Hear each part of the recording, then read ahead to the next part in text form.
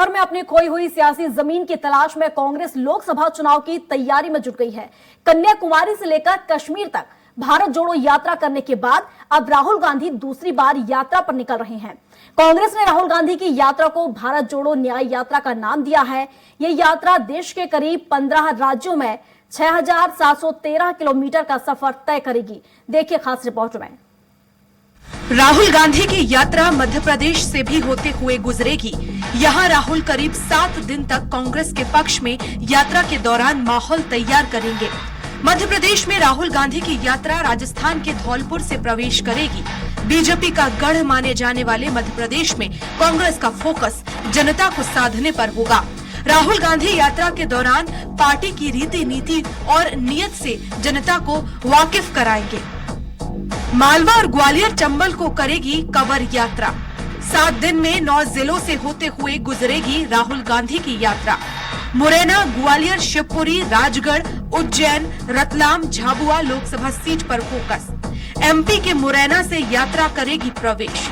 MP में करीब 700 kilometre का होगा सफर।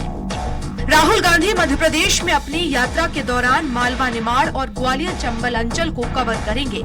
यह रूट लोकसभा चुनाव के लिहाज से तैयार किया गया है। राहुल गांधी मध्य प्रदेश में अपनी यात्रा के दौरान ज्यादातर वक्त ज्योतिरादित्य सिंधिया के गढ़ यानी ग्वालियर चंबल अंचल में गुजारेंगे। साथ ही राहुल गांधी की यात्रा मालवा, निमाड़ अंचल से भी दस्तक देगी। विधानसभा चुनाव के दौरान यही वह इलाका है जहां बीजेपी को बढ़त मिली थी। 2023 में ग्वालियर चंबल अंचल में कांग्रेस ने लगाई थी अपनी पूरी ताकत, लेकिन 2018 विधानसभा चुनाव के परिणाम को नहीं दोहरा पाए। ज्योतिरादित्य सिंधिया को माना जा रहा बड़ा कारण, सिंधिया ने चुनाव के दौरान अपने गढ़ में की 85 रैलियां और रोड शो। बीजेपी ने ग्वालियर चंबल अंचल की 34 सीटों में से 18 सीटों पर जमाया कब्जा।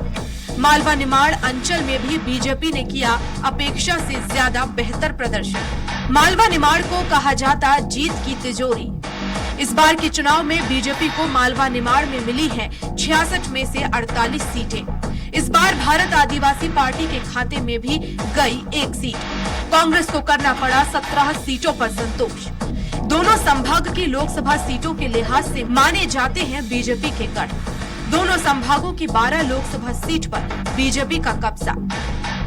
राहुल गांधी इन 7 दिनों में बीजेपी का तिलिस्म तोड़ने की पूरी कोशिश करेंगे।